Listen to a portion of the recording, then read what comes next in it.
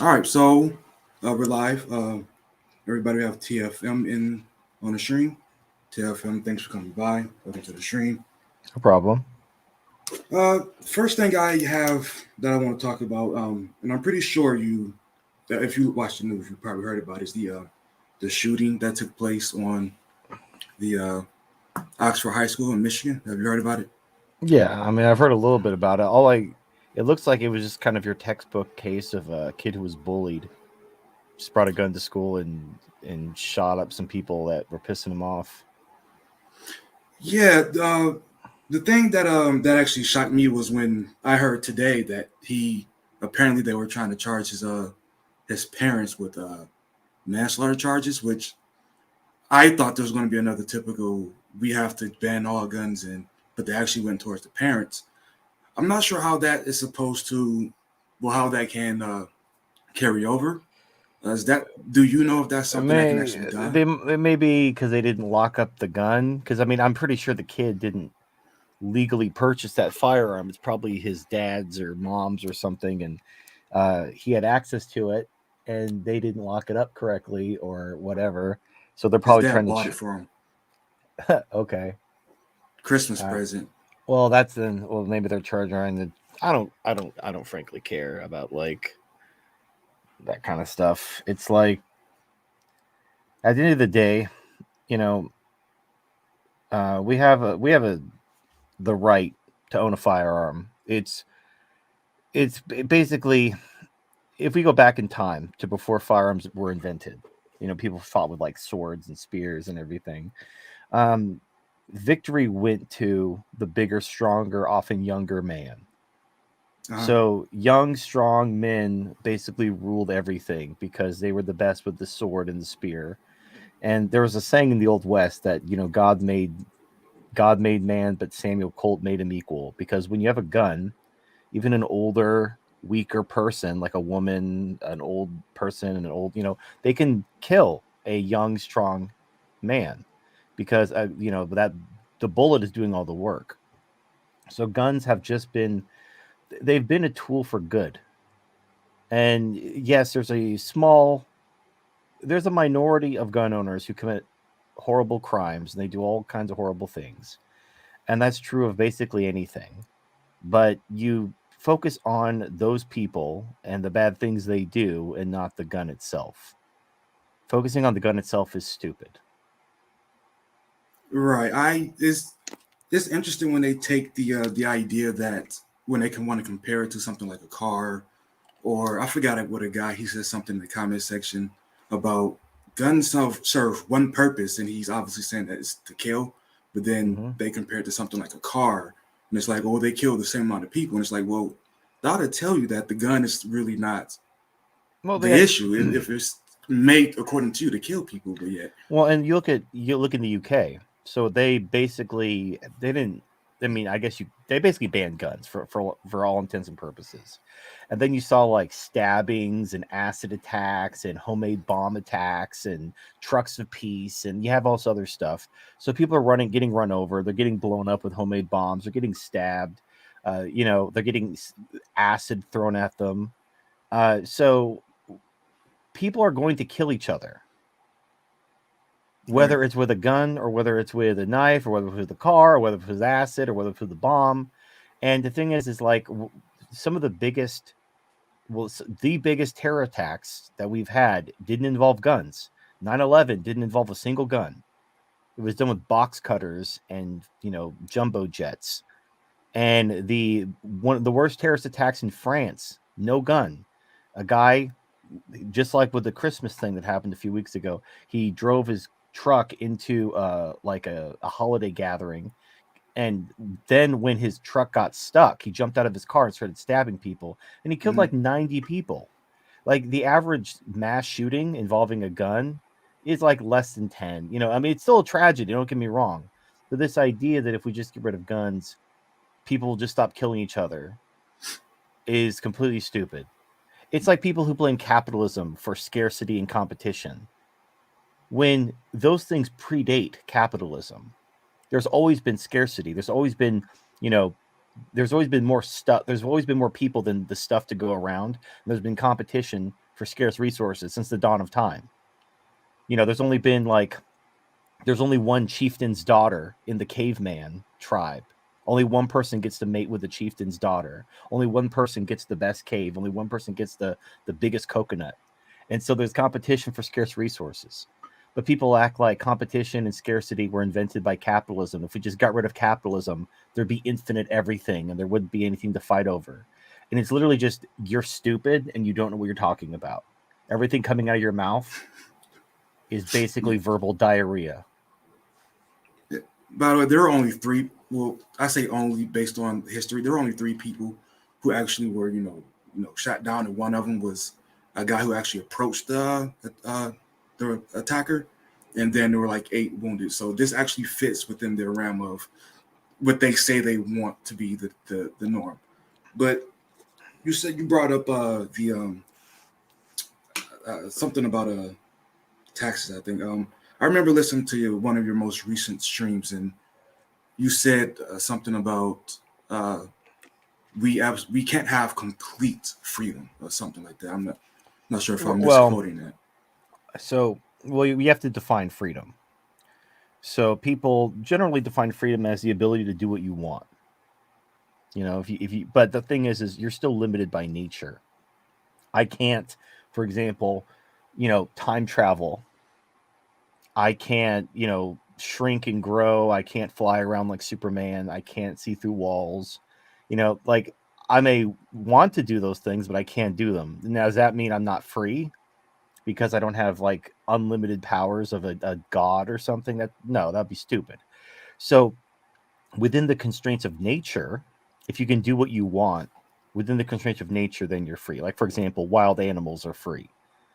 Yes, they're constrained by, gravity and their need to eat and you survive predators and whatnot, but nothing is artificially constraining them, and thus they are free. So not everybody subscribes to that definition. Some people like to say that unless I can do anything I want, like a god, then freedom doesn't exist. And that's just kind of stupid, but it's whatever. We're arguing about the words at that point. Right. I definitely wasn't talking about superpowers. This stuff, I'm just really getting really new into politics. So like one thing that I like to ask people that I just came across is a lot of people believe that something like taxes is if we don't have it, then it's complete anarchy. And going across that definition, I'm starting to think people immediately think no taxes mean everyone kills everyone, no order, something like that. Is that it's more fundamental than that. So you're going to have now, even let's say there was no formal government.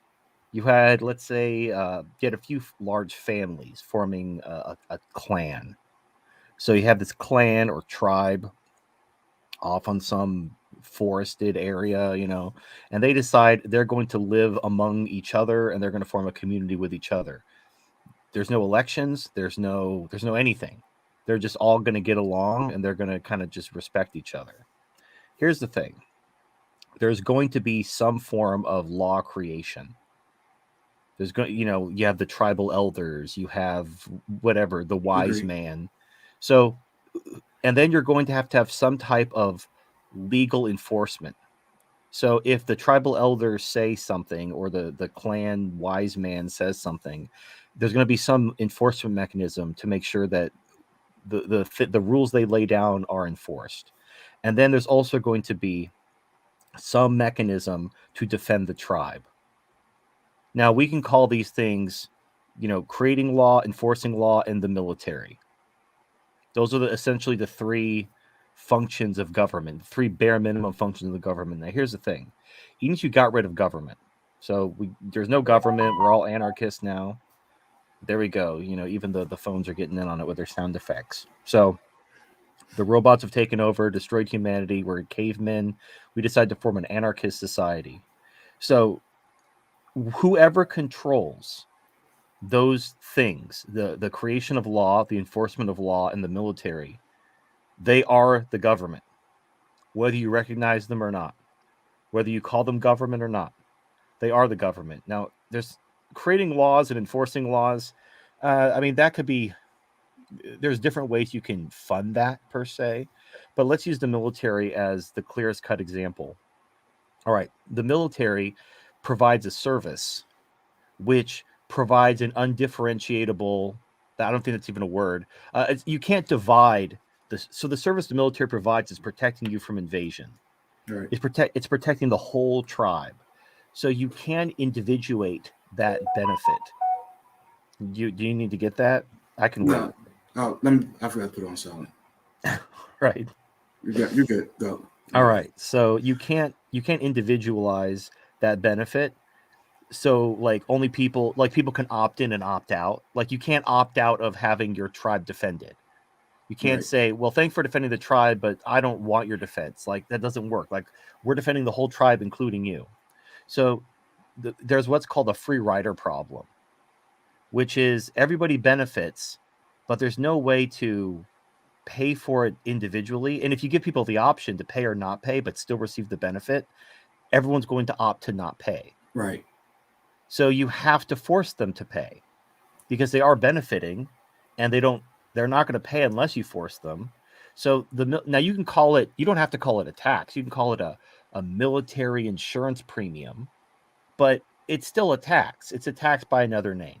It's just like, you don't have to call it, a legislature. You can call it the Council of the Elders or something. It doesn't matter. It's someone has to create the law, someone has to enforce the law, and someone has to defend the tribe. Whoever does that is the government, and they're going to extract some type of payment for their services, and it's going to be forceful, and that's going to be called taxes, or it's going to be called something else, but it's going to be a tax. So it's not like arguing about whether taxes are immoral or not is kind of irrelevant. Right. They're inevitable unless you're going to forego. Now I know we're going down a deep rabbit hole. There is one argument I've heard that because if let's say you're a warlord and you're going into this territory that's full of a bunch of independent families and they didn't form any sort of association. Nobody has, like, let's say they decide to go full anarchist. Nobody is creating laws. Nobody's enforcing laws. Nobody's defending the borders. Everyone's just on their own, which, has happened historically. It's effectively how animals mostly live. Like there's no council of squirrels protecting the squirrels, every squirrel for himself. So let's say we have that system, a true anarchist system. Here's what would happen. A warlord or some bandit leader or some group of marauders would come in and they would find each family and take all their shit and rape all their women. And there's What's nothing. the lowest we can go? Let's go there. You have to go bare minimum. You have to go. Well, you have to have enough of a government to protect yourself from the warlords and bandits and marauders. So whoever, like, if you don't have anything, the warlords, bandits, and marauders will just come up to your farm, whatever, take everything you have that's worth anything, enslave you, rape your women, the whole 9 yards. Or like, remember that movie Ants? It was like a DreamWorks movie, kind of loosely based on Bug's Life. Yeah. And it was about like I'm confusing. No, it was actually Bug's Life, not Ants. Bug's Life. I get those confused all the time. Right. Sorry. But in Bug's Life, the grasshoppers were basically making the ants grow food for them, and they were coming in and like eating all their food. Right. Even though that's basically what happened in an anarchist society. The warlords would come and say, essentially it'd be the same as a king, where the king says you have to pay me tribute, or I'm going to burn your farm down and kill your family or enslave you or whatever. And so there's no option where you don't have to worry about that unless you have a closed system. Like if we go to Mars and there's only like 10 humans on the entire planet and those 10 humans decide to just leave each other alone, it's reasonable to assume no one's going to mess with you because there's literally only 10 people on that planet. But if you live in an open system like the planet Earth, where there's all kinds of different communities and societies and different life forms, competing with each other, you're going to have to deal with these sorts of things. So there's going to be some form of government. The minimum size of government you're going to require to have, unless you want to be a slave or watch your family get raped and watch your farm get burned down, is it's going to be slightly bigger than the biggest threat to your freedom. Right. And that's just how it is. That's unfortunately, as much as I would love to just not pay taxes and be left alone, I recognize that, people, if you want stuff, you have to dissuade people from taking your stuff. And so you have to do things like pass laws which protect property. You have to have police and law enforcement that you can like sue people or arrest people who try to take your property. And then on a large scale, like when other nations try to take your property collectively, you have to have a military to protect you from that. Now, the problem ultimately comes down to when that government is no longer, when it oversteps its bounds, when it starts doing things beyond protecting the people from marauders and bandits, and it becomes the marauder and bandit. When it starts becoming self-serving and corrupt, that's the problem. The problem isn't necessarily government itself. It's just government is inevitable. And as long as humans live together, like bears are very isolationist. They don't form communities. Like wolves and different herd I animals ain't know form like nothing about groups. animals, but go ahead. Well, different animals form different social groups. You have Right. like flocks and murders and stuff like that. Different animals. There's different words for it, but they all form large groups. And within that group, there's a hierarchy. But now there's certain animals which are isolationist. They only get together during mating season. They bump uglies and then they go their separate ways. Sounds Now, awesome. humans are not that. Humans are definitely a social creature. We form communities, we form social hierarchies. So government is simply inevitable. Now, we can argue for how do we create the best possible government? What values do we want to enshrine in that government and protect? Because there's going to be trade offs. But the idea that we can just have no government, it's as utopian as saying, like, the whole basis of communism is we're all going to be one big family, we're all going to take care of each other, we're not going to have money, we're not going to have private property, we're all just going to share everything. And that sounds great. I mean, like, if you come from a loving family where you were taken care of, and then you have to become an adult and go to work and pay bills, it sucks. You want to go back to when you were a kid and mommy and daddy took care of you and loved you. So I understand the desire for that, but it's not realistic. It's not realistic to expect strangers to love you and take care of you the way your parents did, even in ideal circumstances. So some of these ideas, they sound good, they feel good, they're sugar free and all that, but they don't work in reality because they're based on feelings and they're not based on the way reality is. So we have to start with what is true and what is real, and then we can work with that to try to create the best possible system, but we can never create the perfect system because we don't live in a perfect world. Okay. I don't have a problem with taxes, and I totally agree about the best possible system. The problem is, to me, it seems that we are at least from what I see in America, we are incredibly needy, lazy, and delusional in cases to Yeah. where we eventually get to this bloated tax system. So, I mean, one thing that I'm always challenged with, it seems like people want to push me to, they always go to the extreme of, well, you just don't want any taxes, which how anarchy comes up. I'm okay with some stuff. I'm okay with the defense, general operation of the government. Mm-hmm. Um, Oh, here, not I think I know where you're going. I'm gonna prepare something. Go, keep going though. I got you, boo. not not education. I prefer those are tuition based across the board. That's your kid, you Mm-hmm. do it. Um, but I am as far as privatizing everything as I possibly can. Yeah, there's So there's there's really only three things you can't privatize, and that's the writing of law, basically the courts, the police, and the military, and the legislature. Like, you can't privatize those because whoever controls those is the government. Even if you privatize it, whoever controls that corporation is going to be the de facto government.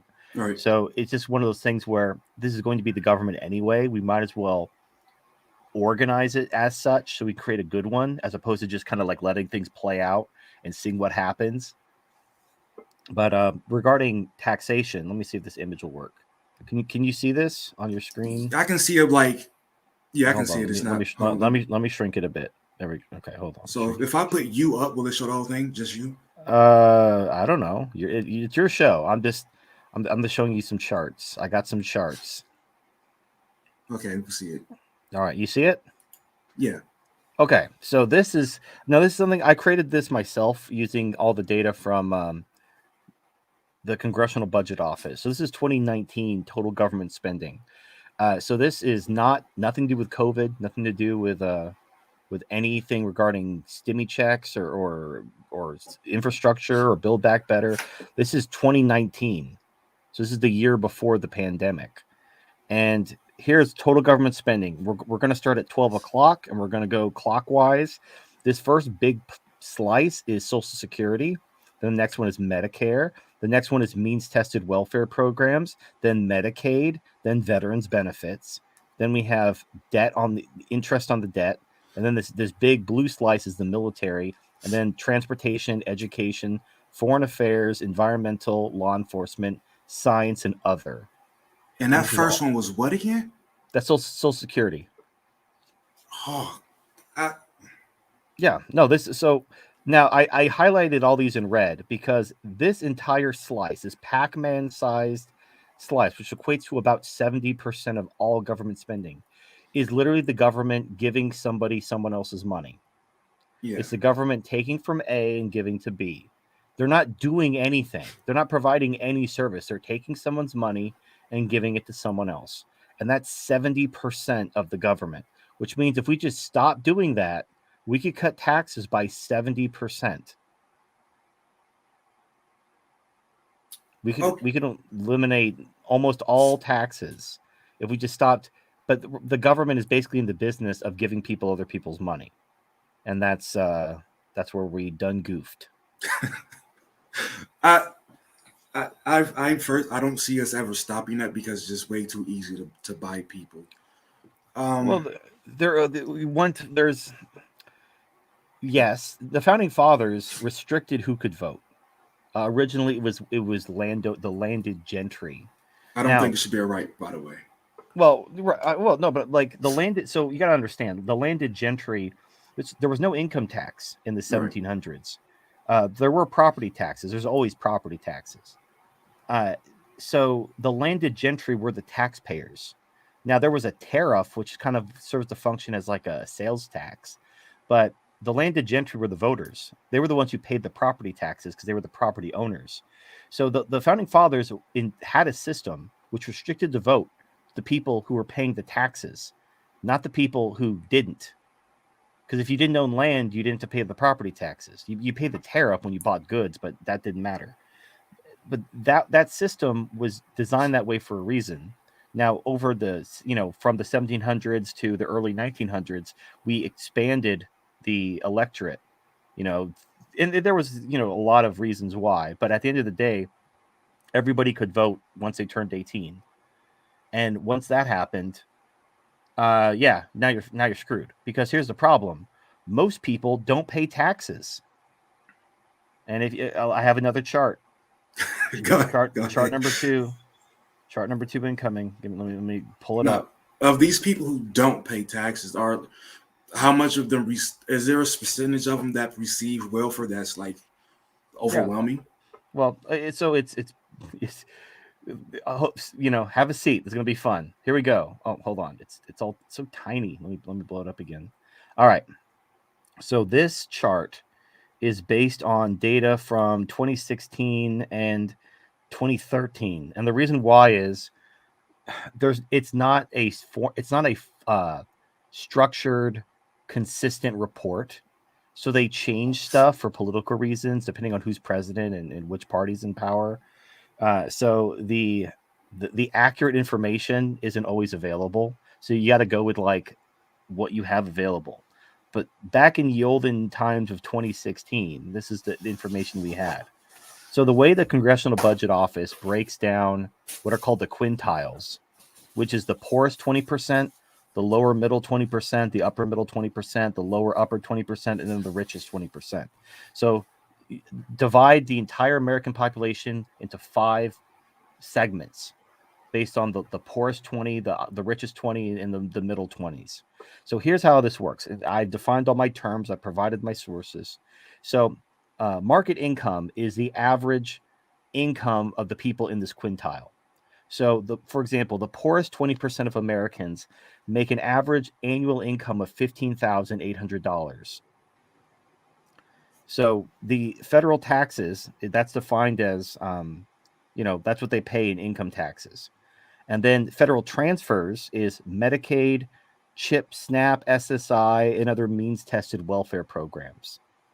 And then there's social insurance, which is Social Security, Medicare, unemployment insurance, and workers' compensation. And then effective tax is taxes paid minus federal transfers and social insurance. Now, a lot of charts don't count social insurance. They don't count Social Security, Medicare, unemployment insurance, and workers' comp. But the government is giving you someone else's money. Why don't they count it? Why don't they show it? Because they like it. So these are the welfare programs people like, so they don't want to point out that they're welfare. But if you're honest and you include social insurance along with federal transfers, here's what it breaks down to. The poorest 20% pay an average, they have an average income of $15,800. Again, this is in 2016. They pay $800 in taxes. They receive $9,600 in welfare, and they receive $4,200 in social insurance for an average effective net tax of negative $13,000 a year. So they're getting paid $13,000 a year. Now, here's where things get really interesting. If you look at the middle class, the middle class, this is the lower middle and the upper middle. This is like the 20 to 40 and the 40 to 60. They have a market income of $31,300 at the lower end and $53,000 at the higher end. They pay $4,000 at the lower end or $8,900 at the higher end in taxes. They receive about $1,600 and some change in welfare, and they receive about $12,000, give or take, in social insurance. And so their effective tax is negative $24,100 for the lower middle class and negative $20,400 for the upper middle class. They're by far the biggest recipients of welfare. It's not the poor, it's the middle class. And this is called director's law. And it's basically just a realization that is there a specific kind that they receive, specifically the upper middle class? It's everything. So it's the same exact programs. But if you look up director's law, Milton Friedman talks about this.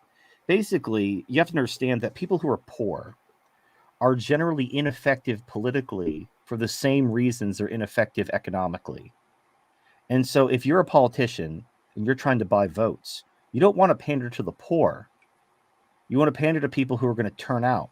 And the middle class are basically the group you want to focus on. And so what happens is you could see this in every single welfare program. It primarily benefits the middle class, not the poor. And you can see this right here, negative, 13,000 going to the poor, while 24,100 going to the middle class. Vastly more than $10,000 more going to the middle class as opposed to the poor. Even though the poor are poorer, they make half as much, but the middle class are getting $10,000 more in welfare. How would they qualify? How would they qualify for anything? I didn't qualify for a lot of things when I was making minimum wage. So how do they qualify? This doesn't account for family size. It's mostly single mothers. It's overwhelmingly single mothers and seniors who are also women, because women outlive men. So most of the boomers on Social Security, Medicare are women. So it's mostly women, mostly single mothers at the young end. The point is that this was kind of mind blowing though. If you look at the richest 20%, they're the only ones paying taxes. The bottom 80% don't pay taxes.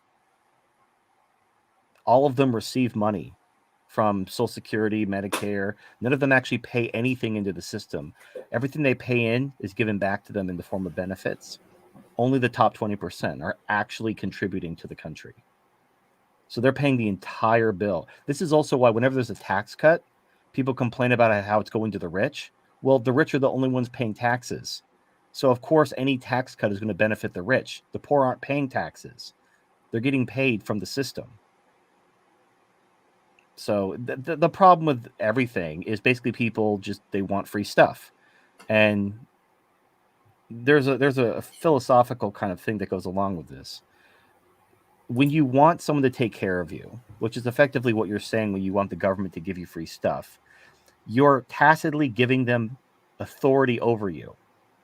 Like I'll give you a really easy example. Like let's talk about like obesity or drug use or something. Now, under normal circumstances, I couldn't care less what you do with your body. If you want to weigh 700 pounds, if you want to do all the drugs, I don't care. However, if I have to pay your healthcare costs, then I care. Now I don't want you doing all the drugs. I don't want you weighing 700 pounds because I don't want to pay your healthcare costs. By making it my financial responsibility, you've made your personal decisions my problem. And now I unfortunately have to have an opinion about what you do with your body, which I don't want to have, but because you're making it my financial obligation to support you, now I unfortunately have to have an opinion. Same thing with like women they want the government to fund abortion, but then they say, keep your laws off my body. It's like, well, can you pay for your own stuff? Can you get your hand off my wallet? Did you know? Then you know it's a right. Well, Ability no. to kill your baby is a right. Well, that's more word magic. So a right is supposed to be something that like you have naturally. A right can't be something that someone else must provide to you.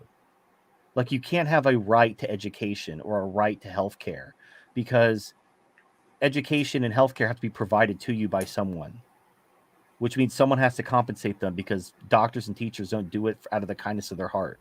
They have jobs and families to feed and so forth. So it's all word magic, and I hate sophistry. So, but That's how you know it's bullshit when they say the fact that they want money for it to have the doctor do it as opposed to just telling the doctor to do it for free. well, the problem is if you tell the doctor to do it for free, you're basically enslaving the doctor, and then you run into the paradox of we have our rights according to the Constitution and the founding fathers were like life, liberty, the pursuit of happiness. You're alive. You have a right to your life. You have your life. No one gave it to you. You have it, and so that's your right. Your liberty was given to you by nature. You have that right to do what you want. But healthcare has to be provided to you. Like your freedom and your life aren't provided to you. You just have them. But in order to make the doctor or the whatever provide the service to you because it's your right, you don't have to pay them. It's your right to have health care. So it should be free. But if you enslave the doctor to make him perform the medicine for free, you're depriving him of his right to liberty. So you have this paradox of rights. And so the way they get around this is they just take your money by force to pay the doctor collectively so that you don't pay when you go, but you are paying. If the government is taking your money to pay the doctor through some social medicine thing, you're still paying for that doctor. It's not free. You're still paying for it. And the government is also doing other things, which, like, the government doesn't necessarily have to tax you. It can also, like, print money and create inflation, which is taxing the value of your money, which is just it's a form of taxation. It has the same effect as a tax, but it's like a subtle form of taxation that most people don't understand. So they think it's free. A lot of what the government does is designed to fool stupid people into thinking that they're getting something for free because they're trying to get your vote. They need you to vote for them and like them and hate the other guy. But they also need to keep the country from collapsing. And the problem is, like, well, I'll put it this way: if we lived in a king, we had a king or a dictator or some kind of a fascist, oligarchy, and they became corrupt. They were taking the people's money and giving it to themselves, and they were hooking each other up. We would know the answer is we have to overthrow them. We have to get rid of them. The king is corrupt. The party's corrupt. The whoever, the people in charge are corrupt. We got to get rid of them. What do you do when you have a corrupt democracy and the people themselves are corrupt? The people themselves they're the ones in great. Well, but against who? Yourselves. It's the people themselves that are the problem. They're the ones, like, because what is corruption? Corruption is using political power to enrich yourself. So when you have like CEOs or politicians, taking money on the side and becoming rich, that's corruption. Well, that's what the welfare state is. It's basically 51% of the people voting themselves the wealth of the 49%.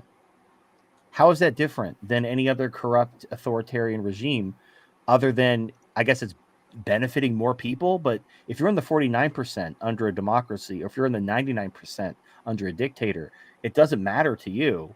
You're still getting your shit taken, and it's being given to the ruling class, for lack of a better term, and it's corrupt. But then what do you do? Like, again, if it was a corrupt dictator, you'd overthrow him. But what do you do when the democracy has become corrupt? Well, What do you do when your countrymen are the ones who are corrupt? certain things should just not be voted on. And how do we prevent the ability to vote simply? Like, how do we prevent the ability to vote somebody's money, away from them? That's the biggest thing that I struggle with figuring out. I'm at the point to where I'm just like, well, why don't we just stop the whole tax thing and just print the money, because you're doing it anyway, and do your social services that way?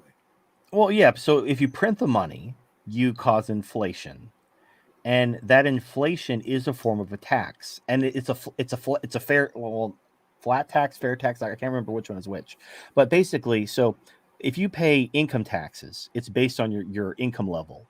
So if you make 100,000, you're paying more than someone who makes 50, and if you make 250,000, you're paying more. You pay a higher percentage the more money you earn. But when it comes to inflation or a flat tax, it's basically the price of everything goes up, but the price of everything goes up for everyone. So if a gallon of milk doubles in price, it doubles in price whether you're a millionaire or whether you're homeless. The gallon of milk is still twice as expensive. So everybody is paying. Everybody pays the inflation tax. So in a way, it's a fair and just tax system because everybody has to pay it. You can't cry to the government and like that chart I showed you, where only the top 20% are paying taxes.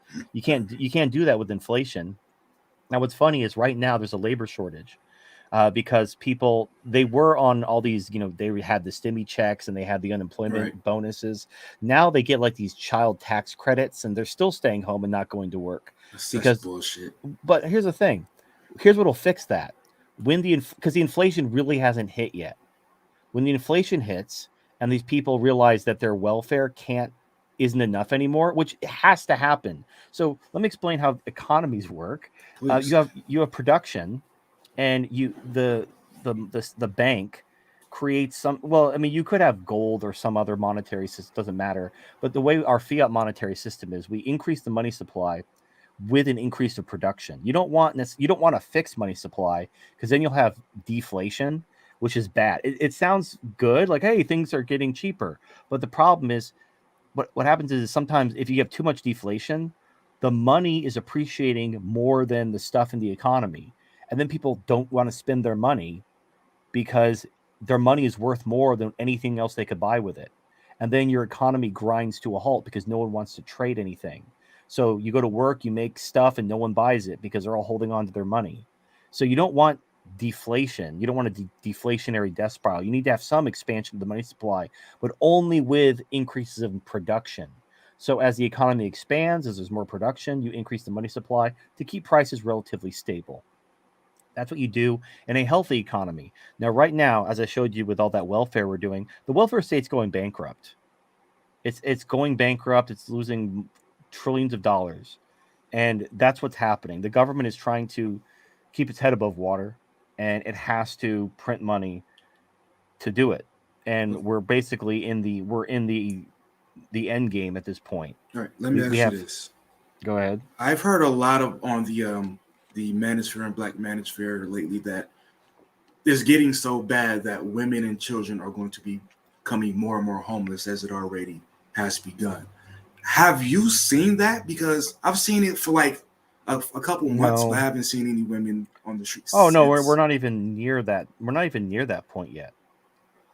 I mean, it hasn't even begun. It hasn't even begun.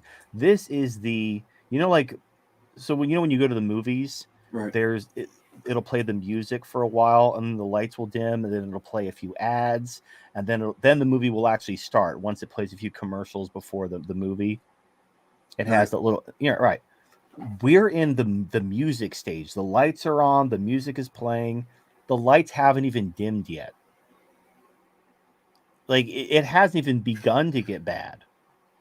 Like in 5 to 10 years. Like, so basically, the government estimates when we're going to go bankrupt, and the last estimate was 2036. That was when Social Security basically becomes the entire budget. And so now we can't wait until 2036 to do something that would just, it's not going to happen. So we have to do something, but what can we do? We can't raise taxes. We can't cut spending. All we can do is try to inflate the debt away. That's all. That's the only tool we have. Because if you cut spending, you're an evil monster. You hate people. You want grandma to die. You're racist. You're sexist. You're homophobic. You're transphobic. You're Islamophobic. You're phobic. And so we can't cut anything. Otherwise, we hate people. We can't raise taxes except on the rich. We're already paying all the taxes. They're already being squeezed. They're leaving the country. So you can't squeeze the rich. The rich are not an endless, bottomless pit of money you can just squeeze. Now, what's funny is people are talking about how in 2021, all these CEOs made all this money and how they need to have that taxed. And it's just to show you the problems always go back to the people want free stuff, but they always find a way to make it not their responsibility, like somehow they're a victim. So the reason why these CEOs, their assets grew, the reason why Elon Musk became a billionaire is because CEOs, by and large, get paid in stock options. There are many reasons for this that are actually good for the company, but one of the consequences of getting paid in stock options is that your income is basically taxed at the capital gains rate as opposed to the income rate. So instead of paying 50% of your income in taxes, because here's the difference. So think of it this way. If I hired you for a job, you wouldn't want to make the same deal as an owner. It sounds good. Like, hey, the owner's making all this money. Yeah, but when the company doesn't make a profit, the owner makes nothing. Right. Would you like to take that deal where, hey, the company did make a profit this year, you're not getting paid? No, you wouldn't. You want that guaranteed income. Well, that guaranteed income means that when times are good, you're not making all the money, but when times are bad, you're still getting paid. That's the thing. Now, the way they pay them in stock options, it lowers their taxable income because they pay capital gains on their stock options should they sell. So they don't end up paying the full income tax amount on their stock options that they get paid. And when it comes to contractual bonuses, those get paid at a flat 20%. And people say, oh, it's not fair. It's not fair. The reason why these CEOs became so rich in 2020 and 2021 has everything to do with inflation. Because think about it. What happened to the S&P 500 this year? It went straight up. Straight up. We're in like That's a stock? That's a stock? Yeah. The S&P 500 is the top 500 companies in the U.S. Okay. But yes, all these stocks went straight up, especially like Tesla and Amazon. All these companies made all this money. So if your CEO is paid in stock options, his stock options are appreciating with the stock price. And so on paper, it's like, oh, look, you're a billionaire now. But that's all due to the value of the stock. That really isn't cash. That's just the value of the stock. But who caused the inflation? Now, let me put that another way. Why did the government print all that money? It's because they were paying for stimmy checks and they were paying for welfare and extended unemployment and eviction moratoriums. So the government caused the inflation to give the little guy all this free stuff. Eviction moratorium, don't have to pay your rent, an extra $600 a week to be unemployed. Here's some stimmy checks for several $1,000s free.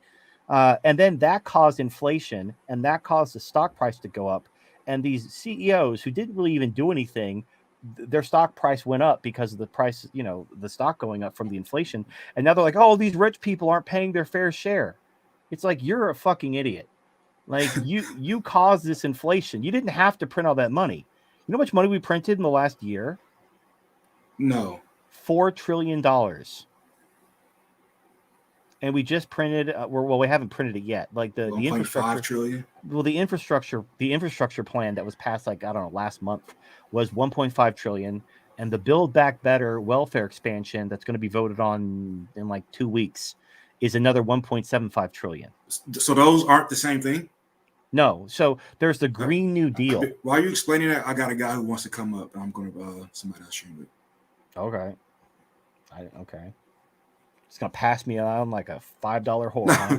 No, go ahead. No, do you just want it to be us two or? Well, I was just going to say that the Green New Deal was basically the package, but it was broken up into two bills. There was the infrastructure bill, and then there was the Build Back Better bill. So the infrastructure bill is like trains and factories and road repairs, and also like green energy stuff. And then the Build Back Better, that's just welfare. It's just more free stuff for poor people, more free stuff, more stuff for single mothers. The huge.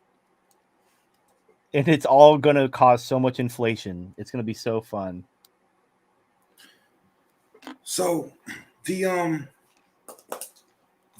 what is this? You know how the Supreme Court is going over the whole Roe v. Wade and all that stuff. Yeah, that's bread and circuses, my dude.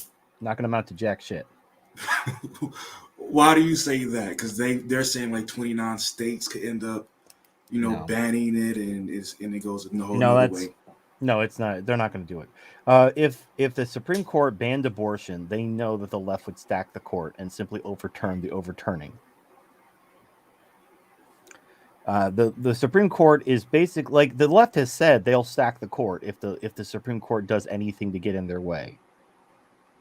That's why they didn't make a peep during the whole election recount audit thing. They just basically just threw their hands up and said, nope, not getting involved with this, because if the left stacks the court, and if you don't know what stacking the court is, adding judges. Yeah, adding judges to the Supreme Court. So right now, the right outnumbers the left. So what they would do is they would add enough judges to make the left outnumber the right.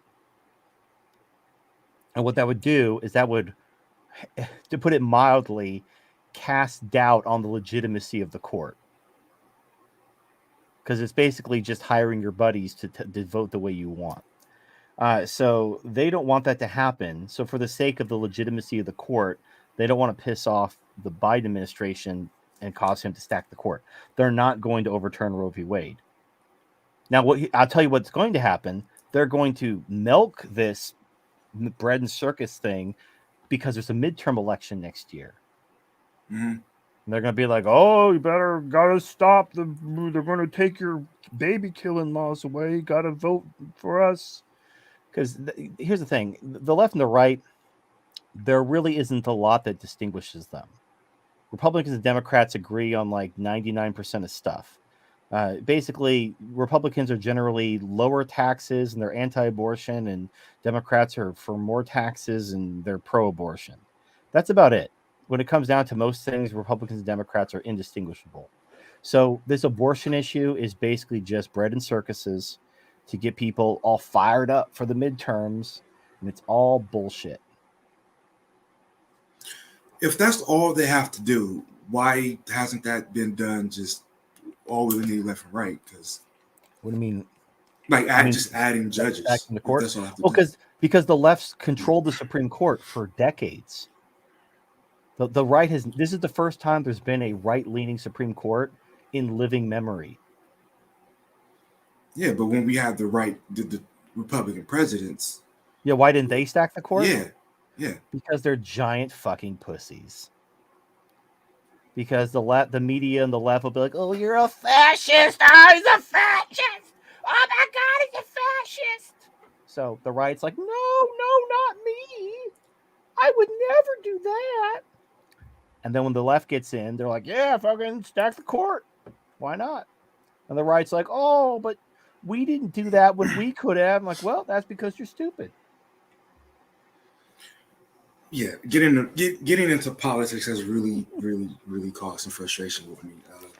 Well, okay, let me give you some hope. Like a big game with people's lives, and it's just. But listen, look. Here's the thing. I'm going to give you. It's all about how you look at it. So, you have to literally. I don't want to say give up. You have to let go of the national. Like, you need to take a step. You have to look like closer to home.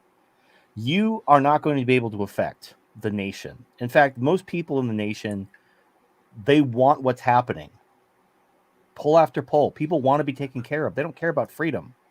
They like, vaccine mandates, vaccine passports. Experimental mRNA mutagens in my blood giving me heart attacks. Yes, please. Like, they love it. They love it. Look at him. He likes it. It's like that commercial. Look, Mikey, he likes it. They love their socialism. So who are we as the people who love freedom? And I assume you do, because you're talking about like you want to get rid of taxes. That's like a telltale sign of a libertarian. So True. all right. So me and you, we both love freedom. We are in the minority of the country. The most of the country believe in equality. A smaller minority believe in like tradition and stability. But as the individualist right, as I like to call them, we believe in freedom. But we are not the majority by a long shot. We're, based on some evidence that I have, 13 to 15% at most, and that's being very generous. It's probably closer to 10%, somewhere between 10 and 15%. That's the entire portion of the country that actually values freedom. Now, people will say, I love freedom, but they say that in like I want to have it both ways type way. It's like a fat person saying like they would love to lose weight. Like if they had a magic lamp and could make a wish, they would wish to lose weight, but it would have to be instant.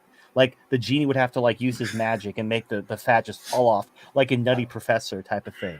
But they don't want to work. They don't want to lose the weight the normal, healthy, natural way. They want it to just magically fall off. That's the only way they would agree to lose weight. Because as much as they say they want to lose weight, their actions, basically disprove that. They don't exercise, they eat unhealthy, and if someone tries to help them, they find excuses. Like if someone offers to help them eat healthier, like, oh, the healthy food is so expensive. Hey, I'll buy it for you. I'll buy some health food. I'll bring it over to you. Let's get rid of all this junk food. Oh, but the junk food. Like, okay, let's go for a walk. Oh, my back hurts. My knees hurt. Oh, we'll go slow. Oh, it's too cold. Oh, here's a blanket. Oh, I don't want to be skinny. I want to be fat. Leave me alone. And that's the thing. People say they want to be free, but they want to be taken care of more than they want to be free. They'd love to have it both ways, but that's not how reality works. You have to pick one. So, like I was saying earlier, when you want to be taken care of, you're giving those people who are responsible for you authority over you, which when it comes to society, that's where tyranny comes from. So the average American values security and equality and being taken care of far more than they value freedom. And so, to answer my own question, what do you do when the democracy becomes corrupt? You can't overthrow 51% of the population, but what does that even look like? Who are you even saving? So here's what you do. You separate yourself. You just leave. You go and you just do your thing away from it all, and you let things, because things will naturally heal. There's going to be what I call the culling. And all these people who want to be free stuff gives me that, and it's all going to come to a very, very bad end. And as long as you're not around when that happens, you'll be fine. And then when the dust settles, people will be like, oh, freedom, I remember that. Because if you think about it, you look at the people who really, really hate communism. Almost every time it's because they or their direct family members fled from communism. Almost every time. You very rarely find someone who's vehemently anti-communist who isn't from a former communist country or whose family didn't flee from communism. Like, that's just the way it goes. So the best cure for communism is living through it. Yeah, I had an extreme culture shock. Like I said, I just got into politics in the 2020 election, but in my earlier 20s, realizing, coming from a poor background and stuff like that, welfare, Section 8, understanding how the exchange for freedom and being taken care of and all that stuff, it's extreme. It's a culture shock. Like, it took me damn near to adulthood to realize that food stamps actually had to come from like the other person. I really thought that little swipey swipe card was just freeloaded money. Just magic. Well, look, I was raised in Section 8 housing by a single mom. Like, I'm from the ghetto too. So I just, it is what it is. My point is, though, like, getting involved in politics is kind of, if you love freedom, there really is no point in getting involved in politics. you're never going to convince people to go against their values. If they truly want to be taken care of, they're not going to embrace. I just had a conversation with someone today. They were talking about how freedom is important to them, but they don't want to separate themselves from society. They don't want to live off grid. If they have to give up technology, they'd rather give up their freedom than give up the modern amenities of society and technology. And I told, look, there's no shame in that. Like, he was probably expecting me to like chew him out or something. But look, you got to understand. This is something everyone needs to understand. Your values, like me and you, value freedom. Not everybody does. There are some people who value equality. Not everybody does. There's some people who value tradition and stability. Not everybody does. There is no universal right or wrong answer. There is no best for everyone. Like me and you, we want to live in a free society and we want to be left alone. But not everyone would be happy in that society. Some people would hate that society. They would look at that, like, for example, someone who's got some medical conditions and they require healthcare constantly to stay alive, but they can't work because of their condition. If you put them in a society where they were left alone, they would die. What about So family? they I never need to be, understand that. well, because families go bank. If families that take care of their people, like people like that, they would go bankrupt. Or back in the day when a family had, before welfare, if you had a kid that was severely disabled and you knew that if this child grew it would bankrupt your family, you just smother it. Happened all the time. Or you just leave it on the doorstep of some orphanage and they make the kid ring the church bells and sing sanctuary.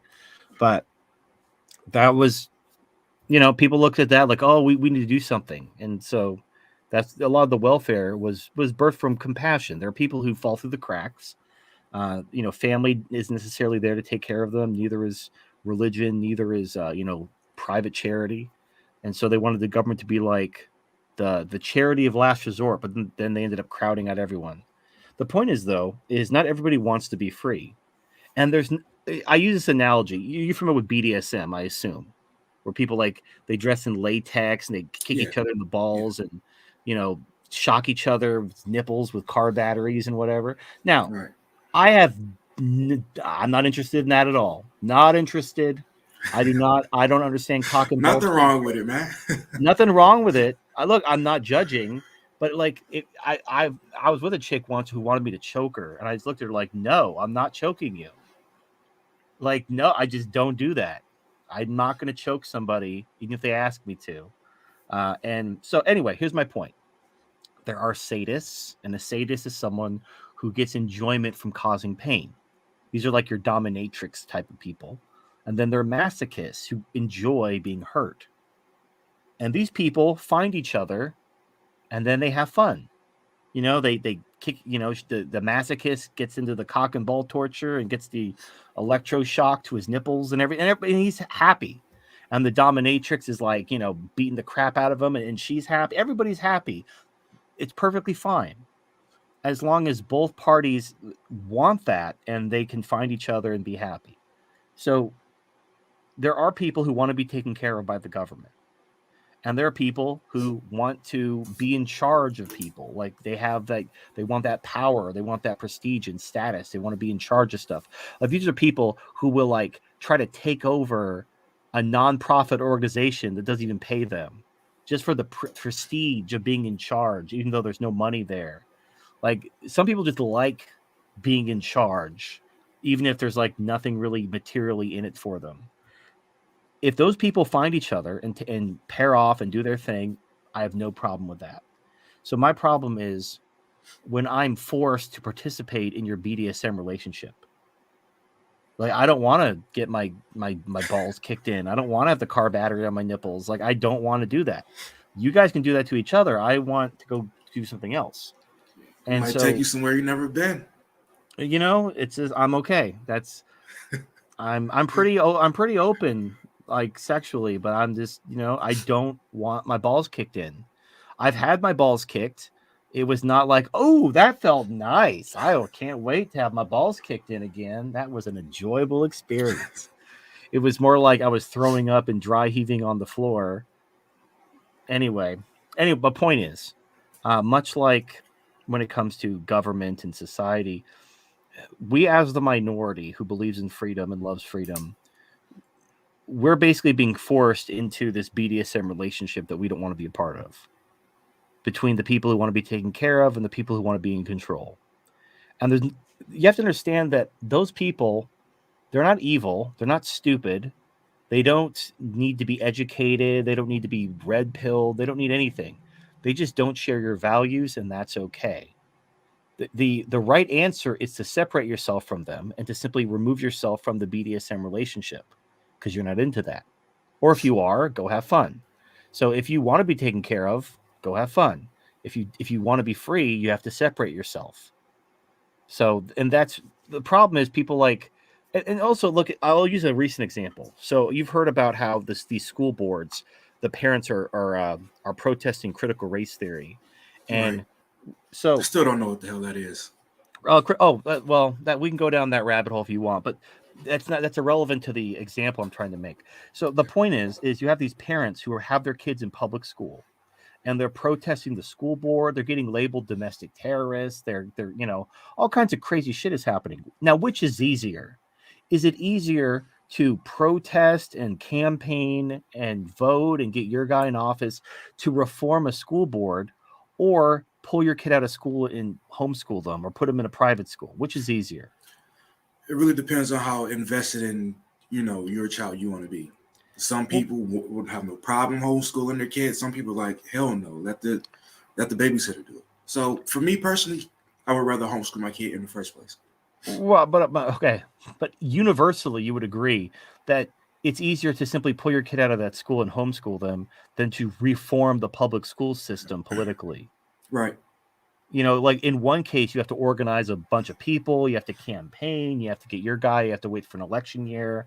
There's all kinds of, and then, even if you get your guy in, he could just forget about you. Like, politicians, they forget all the promises they made when they were on the campaign trail as soon as they're elected. So, like, there's not even a guarantee of anything.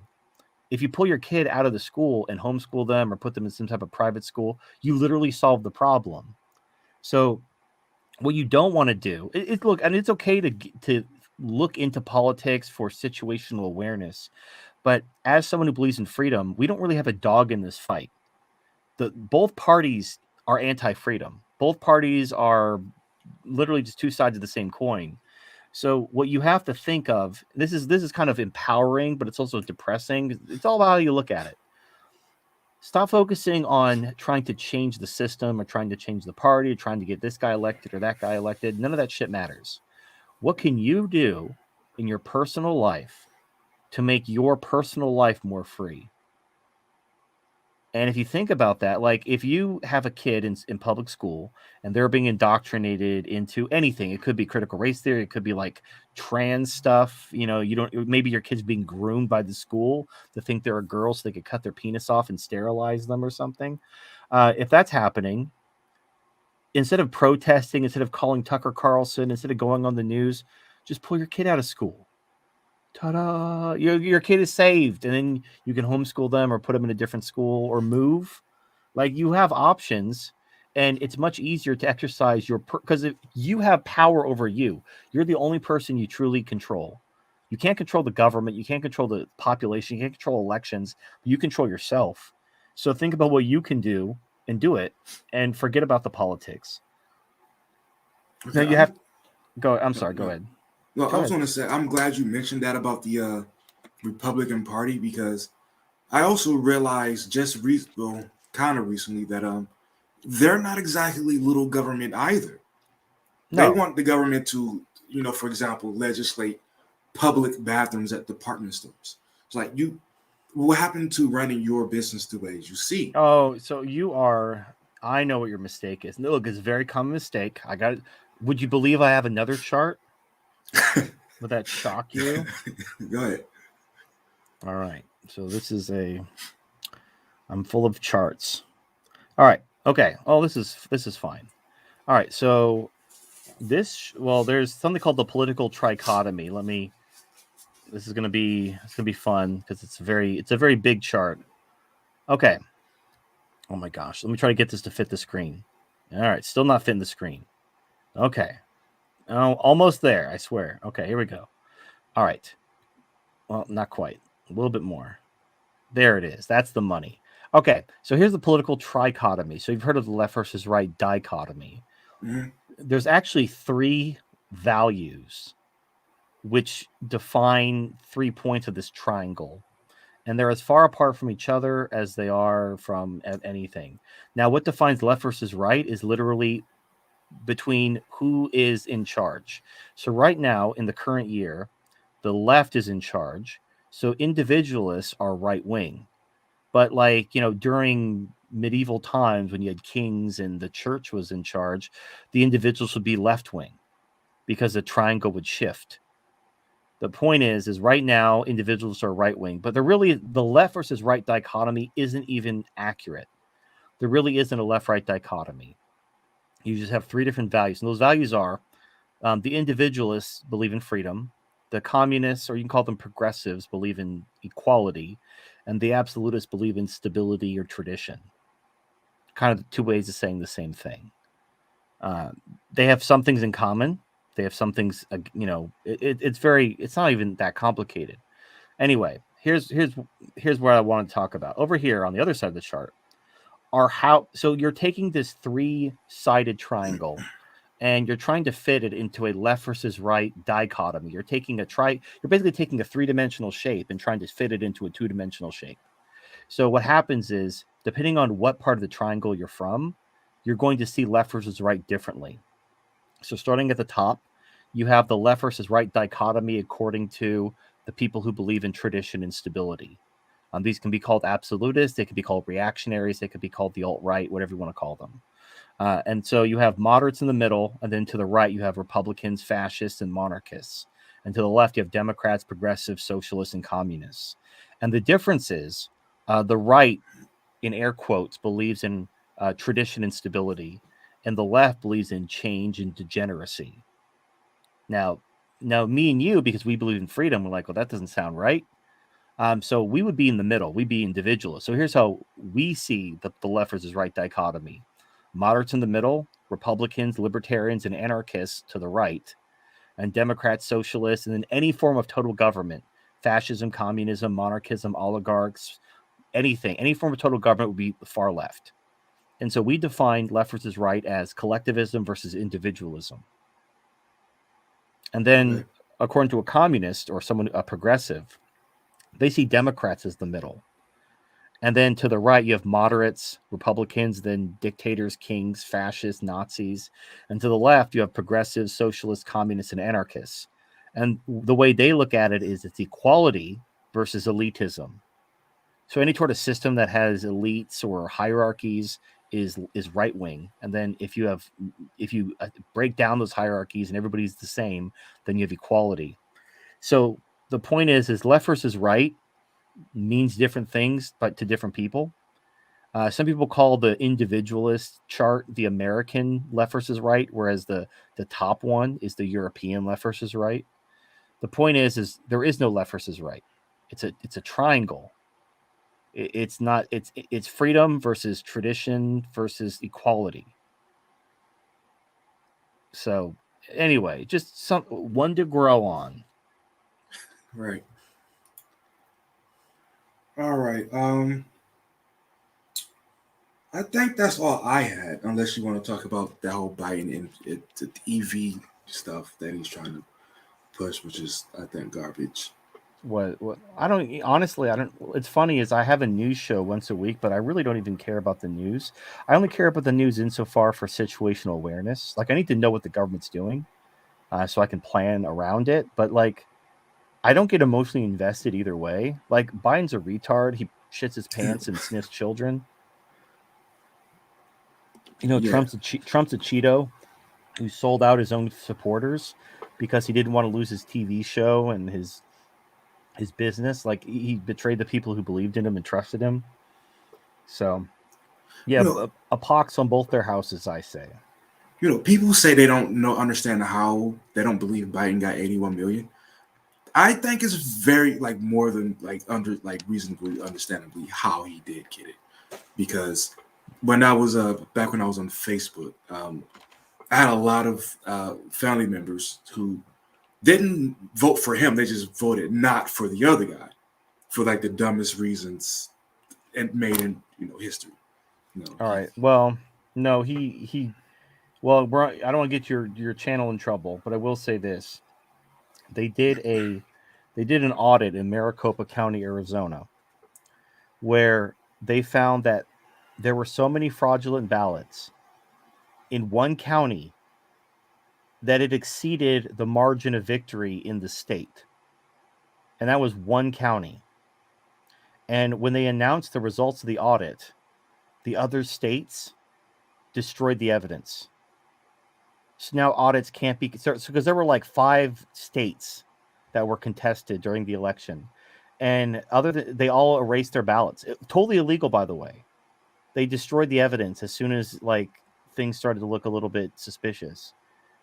So now no one's going to do anything because like the Republicans, they don't have the ability. They can't tell the FBI to do something, and it's not like Biden's going to do anything. So it's just one of those things. Now, but generally, so if someone is accused of a crime and they destroy the evidence, well, that's not an admission of guilt. It's pretty much the closest you're going to get. When someone's like, "Hey, we think there might be something that rhymes with broad." I don't want to get your YouTube channel in trouble. That's why I'm trying to. The algorithm listens; they hear everything. But anyway, look, it is what it is. And here's the thing: it doesn't even matter because I'll tell you why. The election that actually happens, where the people vote, doesn't actually elect the president. Right. The president is elected by the electoral college. And when the state certified the vote, it was over. When the state certifies the vote and the electors vote, that's the actual election. So Biden was legally elected. The problem isn't that the problem was that the states should not have certified the vote because there was, something that rhymes with broad. And they decided but here's the thing, they didn't give themselves enough. Maybe what we need to do is we need to hold the elections much sooner in the year so there's time to audit stuff when there's chicanery.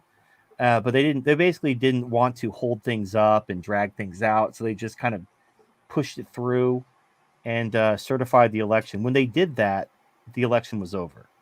And Right. even if you do an audit after the fact, like actually it looks like this was bullcrap, it doesn't matter. Biden's still the president. No one's going to do anything. What are you going to do? Like it's basically mental masturbation. It doesn't matter. But yeah, it was mostly through mail-in voter fraud. Just mailing in ballots because they used to have to bus homeless people to different polling stations. And that took a lot of work, and there was a risk of being caught because you'd have all these homeless people pretending to be different people. But I mean, mailing in stuff, that's super easy. You just print off a ballot, fill it out, and send it in. There's video of them dumping just totes and totes of ballots in the middle of the night. It doesn't matter.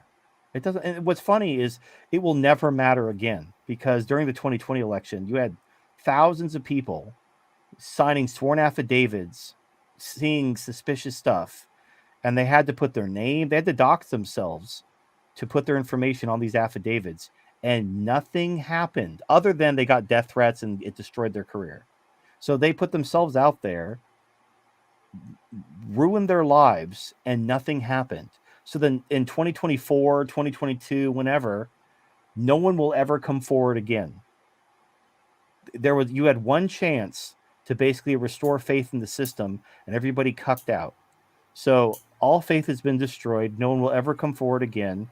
And what's funny is the states aren't even like doing anything to like address these concerns. So literally they're just going to do exactly what they did before and get away with it again because you haven't done anything to prevent them from doing it again. So it's a giant fucking joke. And look, and the thing is, it's okay.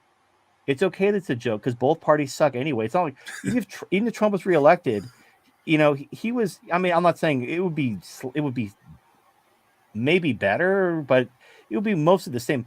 Most of the stuff that Biden is doing would still happen under Trump because the media would just accuse Trump of being a Nazi unless he did the thing that Biden ended up doing. So Biden's president, the media can't say enough good things about Biden. Oh, Biden's wonderful, Fauci's wonderful, everything's wonderful. If Trump were president, they would be saying Trump's a Nazi and everything's going into hell unless Trump does the thing that Biden would have done. So like, it doesn't matter who's president. Like, so if you do what the media wants, if you do what the cathedral wants, then everybody sings your praises and kisses your ass and protects your crackhead pedophile son. But if you don't, they just vilify you and the people are fucking stupid, and oh, I heard Trump grabs girls by the pussy. He's a bad man, and that they don't care. They don't know. They don't think. So Right. you have to let go of. You have to let go of the country. You can't save it. The people in there, they've corrupted themselves. They frankly don't deserve to be saved. So you focus on yourself. You focus on what you have control over, and you can live. There's actually a good book I want to recommend to you and anyone else listening. It's called How I Found. Yeah, well, it's free. It's a free audio. Well, you could buy it too, but there's a free audio book online. It's called How I Found Freedom in an Unfree World. I think it's written by Harry Brown. It's from like the 60s or 70s. It's an older book, but the TLDR of the book is you need to focus on what you have control over so that you can live a free life. Even if the country's not free, even if everyone's like, oh man, more government, I can't wait. Oh, take my freedom away, daddy. You could still live a free life, but you're going to have to make sacrifices. And not everybody's willing to. Some people are like, I want to be free, but not if I don't have internet access, or not if I can't play video games all day. Well, okay, well then enjoy your video games, I guess. Like if that's more important than your freedom. And as shocking as that might sound to someone like me or you, there are people who do value their freedom so little that any hit to their standard of living is an unacceptable cost to their freedom. Like they don't care about their freedom enough to give up even that little bit. And that's okay. I'm not saying they're evil or stupid. It's just they clearly don't value freedom. But freedom, equality, stability, these aren't good or evil. They're just different values, and some people hold them in greater or lesser extent. And there's no right or wrong answer. It's just whatever's important to you. So the key takeaway is, just save yourself, save who you can, and leave people to. Well, I'll leave you with this. So when people are doing something stupid, you have two options. I like to use fat people as an example, not because I'm like, it's just because fat people are like one of the few groups who we can point to that we all kind of, even though we're supposed to be all body positive now, we all kind of know that it's unhealthy, and we all kind of know that it's your fault. Like, you can't change if you're born retarded or crippled, that's not your fault. But if you're fat, it's because you did it to yourself. Nobody put a gun to your head and made you eat It's cake. because the diet is racist. Don't you remember? No, I know. Look, cornbread is delicious. It is delicious. Anyway, here's the thing. So are you familiar with a show called Biggest Loser? Yeah. But Right. So they basically, people apply to the show, and these are fat people, obviously, and they get sent to this game show where these personal trainers yell at them and make them exercise and eat healthy, and they teach them how to eat healthy, and they compete and try to lose weight, and whoever loses the most weight, they win the game show. The people who don't lose as much weight or who cheat, they get kicked off the show. Now, what's funny is these people who wanted to be on the show, they applied to be on the show. They sent like a tape to the show, like, please let me on your show. And then when they get to the show, they're like trying to sneak food in, and they're trying to cheat on their exercise because they get frustrated at the personal trainer. Like, bitch, you wanted to be here. The point is like, people in their head, yeah, sure, I want to lose weight, but they don't want to make the sacrifice. At the end of the day, they'd rather be fat if it means sacrificing to lose weight. And the thing is, that's fine. That's okay. We have to accept that, like, that's just how people are. Just be honest with yourself. Ask yourself, like, do you actually value freedom, or is being taken care of by the government more important than freedom? If it is, I'm not saying you're stupid or wrong, but just be honest with yourself and be grateful to the government. Stop bitching about, oh, they're infringing on our rights. You wanted to be taken care of by the government. So get on your knees and suck their dick. Just, really get into it.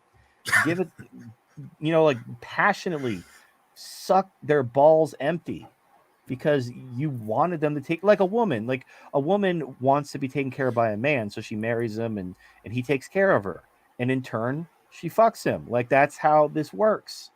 So kneel Not down. anymore. Well, I know, but like tradition, well, Daddy it'll come government back. now. It'll come back. Trust me. Look at look what happened in Afghanistan.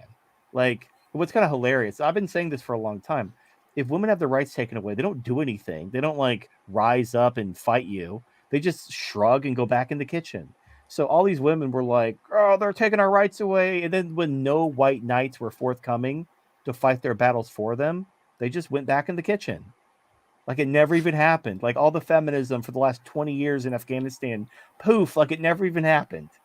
In And they're all back. America, that'll never happen. It's always going to be a white knight in America. At least the way I see it. No. Well, you gotta understand. So here's where they messed up in Afghanistan, and I'm glad they messed up, by the way. So they tried to force Afghanistan to adopt progressive policies. They're trying to push 100 years of feminism into a 20. They're trying to fit 100 years of feminism into a 20-year bag.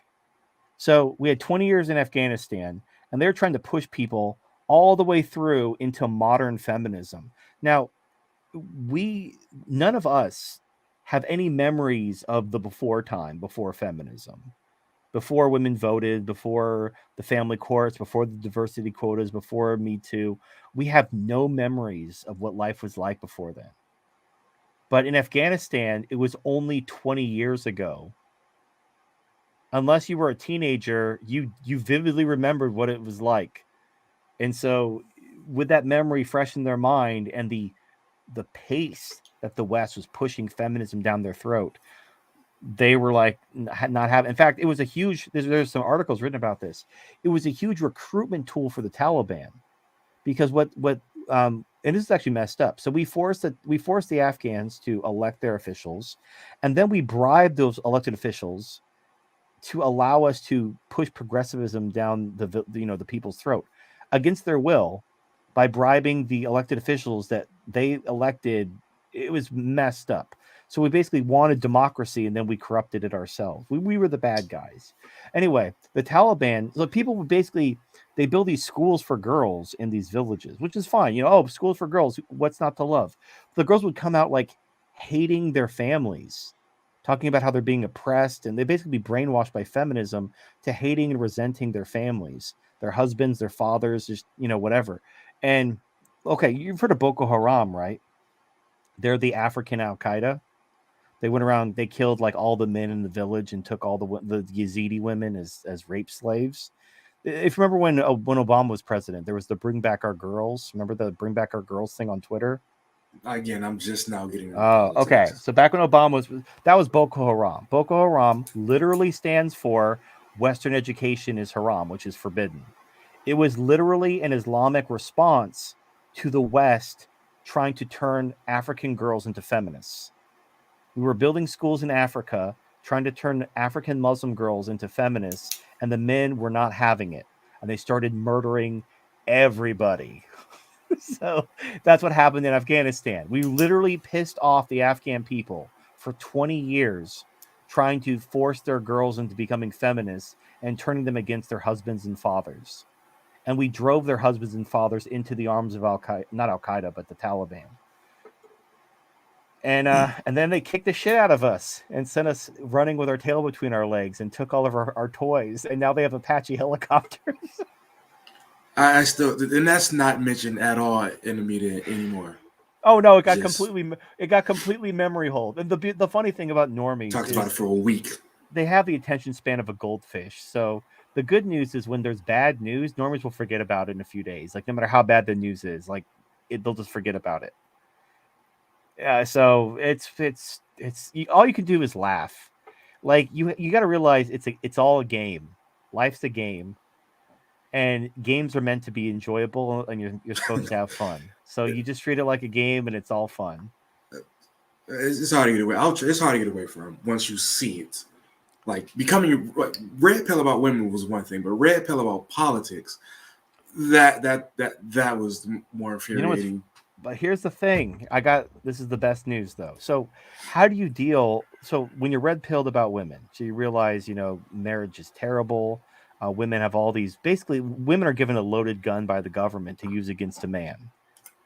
She can all, like, it's gotten worse, like with Me Too and everything. Like it's terrible.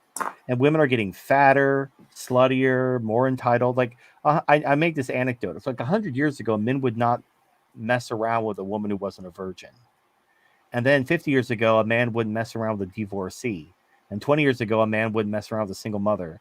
And now men are being told if they don't want to marry a sex worker or if they don't want an open relationship, that they're not a real man. And it just shows like women are horrible. They're horrible. Now, here's the thing. What do you do? What do you do? Women are horrible. The system is broken. Women are getting fatter and sluttier and they're riddled with STDs. What do you do? You just go find something else to do. Forget about women and go find something else to live your life for. And the same thing with politics. So America's fucked, just like women. It's getting fatter and worse and shittier, and the laws are getting bad. And it's just the way women have corrupted themselves, the country's corrupted itself. So just like with women, instead of going your own way with women, you go your own way with the government. Now you're gonna have to pay taxes and everything, but like you just, I was gonna say, number one, get out of the city. Do not live in the city. That's going to be a death trap when the money runs out. But you're gonna have to become self-sufficient. You're gonna have to find some land. You're gonna have to like learn how to grow stuff. You're gonna have to just do your thing. And if you're now, let's take it to the extreme side. So in China during the Cultural Revolution, when literally tens of millions of Chinese people were starving to death, the people in the remote villages were fine. No one died in the remote villages because they grew their own food. They took care of each other. They had a community. And so they didn't die. The people in the city, they were dropping like flies. So even in the midst of a horrible, like mass famine, killing like the idea of tens of millions of people, like 60 million people starved to death in China. The entire population of the United States is like 300 million people. Imagine like a quarter of the entire country starving to death. Like this is an unfathomable amount of people. But if you had a community and if you lived in a remote-ish area and you were self-sufficient, you were totally fine. It was only if you lived in the city, if you were dependent on the government, if you were like trying to suck the government's tits, that's when you starved to death. So the moral of the story is hard times are coming. You need to, join a community, form a community, become self-sufficient. Check out that book, The How I Found Freedom in an Unfree World. He goes into a lot of different things to think about. But you need to think about ways you can maintain your freedom and independence. And this is another thing. There's no freedom without responsibility. You cannot have someone take care of you and be free. To be free is to take responsibility for yourself, which means providing for yourself, growing food and providing your own electricity. That's going to be something you're going to have to do. Getting your own electricity imagine it's a bit of a reach, because I can't myself picture, other than solar, how to generate my own electricity. You know what I mean? So if you're a single guy, it's actually fairly easy. You just get like a van or a bus or something and convert it into a living space, cover the roof with solar panels. You could also use the car's alternator to basically recharge batteries. Like, it's really not that hard. Now, I'm not predicting some type of Mad Max complete societal collapse where we lose all technology and we're throwing spears at each other with BDSM gear with hockey masks talking about just walk away. It'll be the end of the horror. What I am predicting is shit's going to get really bad. Like, it's going to be like Venezuela, and that's like being optimistic. Optimistically, it's going to end like Venezuela. It could end like the Soviet Union. It could end like China. There could be like a massive tens of millions of people starving to death. Things are going to get really, really bad. I mean, what the dollar means nothing anymore? Well, yes. I mean, but here's the thing. It's worse than that. So whenever you have a government, if you want to debase your currency, if you want to destroy your monetary system, people are still patriotic. People still fight for their country, but the military, the police, they don't have any loyalty. It's just a job. Right. They're just mercenaries. They don't care. They're not doing anything for any kind of noble purpose. They look at everything as this is just a job. So when the money runs out and the military isn't getting paid, if the police aren't getting paid, they're not going to show up to work because it's the right thing to do. They're going to be out there looting with everybody else. So it's going to get really, really, really bad. And there really is no, I don't see any kind of path where this doesn't, this works. Now what they can also, like the one thing they're hoping to do, they want to take control of everybody because they're going to have to reset the monetary system, and they can't just reset it and like keep the same system. Like what happened in Venezuela, and Germany did the same thing. They revalued the currency, but they didn't change anything, and so you had hyperinflation. They came up with a new currency, and then that currency went into hyperinflation too. So in order to stop the hyperinflation, they're going to have to just take people's stuff. They're going to have to seize people's land, people's gold, people's everything in order to remonetize an actual currency that's backed by something other than their broken promises. Now, here is the $1 million question. Are people just going to sit there and let it happen? Are people going to sit there and just turn over all their stuff to a government that is just overtly coming to take their stuff under penalty of death? For the most part. Well, the thing is historically the answer is no. Now, if you become dependent on the government, if you whatever, then sure, what are you going to do? But even in those cases, they're not going to come to the remote farms. You don't have anything. And in fact, even if they took your land, who are they going to sell it to? No one wants to live out there other than the people who are already there. So you don't have anything they want. But yeah, so this could shake out several ways. There could be a war. There could be a breaking apart of the country.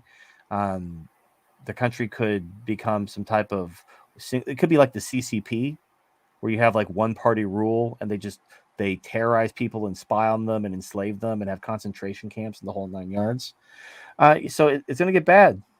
But again, it's only going to get bad for the people who are dependent on the system and can't break away from it. So it's like being in an abusive relationship. The reason why people stay in abusive relationships is because they can't leave. Like they're dependent on their abuser. Now, if you're not dependent on your abuser, like if your girlfriend hit you, you fucking knock that bitch out because you don't need her shit. Fucking bitch, what the fuck you doing? But let's say you were a woman and your boyfriend was abusive to you, and you were living in his house. He was paying for all your bills and everything. And if you broke up with him or left him, you wouldn't know where you were going to live and how you were going to survive. And so you would tolerate the abuse because you don't see any alternative. And so those are the people who truly suffer when these sorts of things happen, are the people who are dependent on the system. And no matter how corrupt and abusive it becomes, they can't walk away. So what you have to do as someone who wants to maintain their freedom is you have to maintain that vigilance, and you have to work out your own path to not being dependent on that system so that you can provide for yourself, ideally with a community. It doesn't have to be a huge community. It can be a small community, but some type of community where you can take care of each other. Think of like an old West town where you had people trading at the local downtown area, but everyone did their own thing, and that can work. And then even if the system collapses and the government goes full CCP and they're spawning everyone's living in the pods and eating the bugs and not owning anything, they're going to leave you alone because, law enforcement and all this, it's not free. It costs them resources to gather taxes. So if what they're trying to take from you, it's going to cost them more to come take it than not, they're just going to leave you alone. Was that why Biden is hiring 80,000 more people? At least I heard. Oh yeah, a lot has to do with crypto. So all these people who are basically committing tax fraud because they don't want to pay taxes on their crypto, that's what this is about. They're coming for that crypto booty. I I didn't see it that. That's a good point. That's I guarantee, because here's the thing: most poor people, and that's who Biden's targeting. Basically, the poor and middle class. When they get paid money, it's usually as a W-2 employee. So you work for McDonald's, you work for Walmart. You know, they report everything to the IRS for them. So when you pay your taxes, it's very easy because the IRS already has their information. They got it from your employer. But if you're a crypto trader, there's very little in the way of a paper trail, and most people aren't used to like running a business and reporting their income, and so they're just not, and they're like, tee you can't, I'm gonna, and no, the government's coming for that booty. You're not going to be able to get out of paying your taxes, and they're gonna take your shit and they're gonna make an example out of you, and it's not going to be pretty.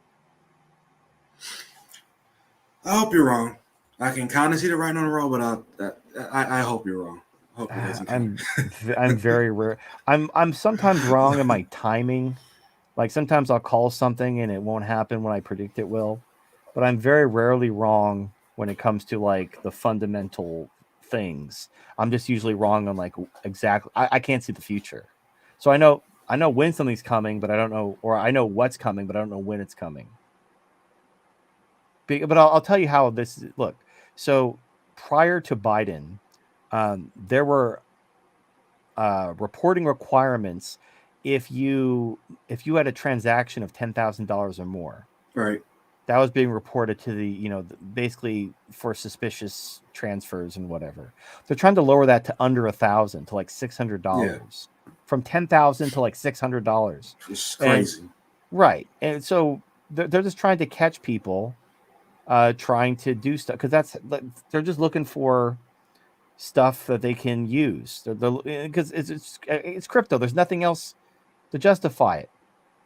Like, what else are they looking for? They're looking because they need a paper trail. There's no paper trail if you go through all these different exchanges and whatnot. But if you take the money out of the exchange and try to spend it or buy something with it, that's where they get you. Like, this is how money laundering works. They don't catch you when you're moving the money around. They catch you when you pull the money out and you try to spend it. That's when they catch you. That's how they catch you. Is so because what good is all the, like, let's say you're a crypto millionaire, but if you try to take any of that money out, the IRS is gonna just bear down on you. So what's the point of being a millionaire if you can't spend any of the money? If it's sitting on some offshore account in some exchange and you can't touch it, or the IRS will come for you, you're basically still working a 9 to 5, still, shopping at Walmart, even though you're a millionaire, because you can't touch any of your money. That's the crazy concept, paying the government to give me a hysterectomy, basically, or enema, basically. That always blew my mind. Well, look, someone's got to pay for all this free healthcare. Someone's got to pay for all this free healthcare. It's not going to be them. It's not going to work for free. It's whatever. And all right, that's all I got. You got any the final thoughts, closing statements you want to? I can shill my stuff for your audience who may not be familiar with me. That's fine. All right, so my name's Flinging Mokey. I've been kicked off of several platforms. So if you're looking for my channel on like YouTube, it's up. I'm probably going to lose it in the next week or two because they updated terms of service, and a lot of people I know are losing their channels. So I just review sex toys on YouTube. It's like a running joke.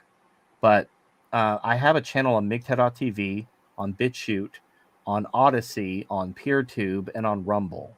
So if you look up TF Monkey, one word, or Turd Flinging Monkey, you should be able to find me. I also have some books on Amazon. My books are, I have 13 Rules to Not Be a Fucking Cuck, The Way of Monkey book, The Doll on My Balls, Sweet Corn and Ass. They're good stuff. And The Doll on My Balls is a Christmas story. So if you want to get into the Christmas spirit, you can get the Doll on My Balls, or the sequel, The Doll on My Balls Rides Again. Now, could they just type your name in Amazon and find all that? My name on Amazon is TF Monkey. Okay. Because people like turd. It's like, oh, that's an offensive word. You can't call yourself turd. So it's kind of racist, really. Disrespectful to my people. Right. Yeah. So yeah. Again, thanks for coming to the stream, coming to the channel. All right, man. Everybody be right, not positive. We are out.